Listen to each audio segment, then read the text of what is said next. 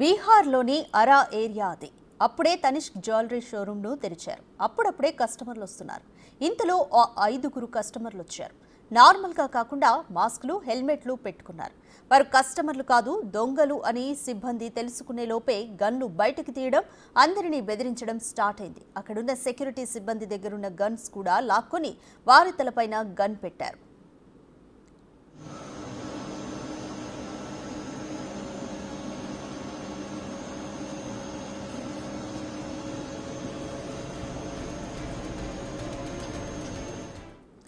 బయట షట్టర్లు మూసేసి సిబ్బందిని, కస్టమర్లను ఒకవైపుకు తీసుకొచ్చారు. ఇక మిగిలిన వారు అందిన కాడికి దోచేశారు. ఇంతలో సిబ్బందిలో ఒకరు షోరూంలోకి రాగానే అతన్ని పట్టుకొని చితకబాదారు. దీనికి సంబంధించిన విజువల్స్ అన్ని సీసీ కెమెరాలు రికార్డ్ అయ్యాయి.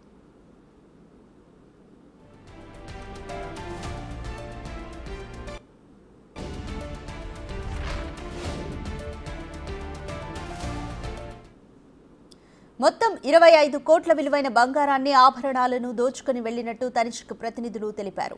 మరోవైపు తాము సకాలంలోనే ఫోన్ చేసిన పోలీసులు స్పందించలేదని సిబ్బంది తెలిపారు. ఈ మొత్తం సీన్లో హైలైట్ ఏంటంటే, చోరీ జరిగిన షోరూంకు కేవలం 600 మీటర్ల దూరంలోనే పోలీస్ స్టేషన్ ఉంది. పోలీసులు వచ్చేసరికి ఉన్నదంతా దోచేసి అక్కడి నుంచి పారారయ్యారు.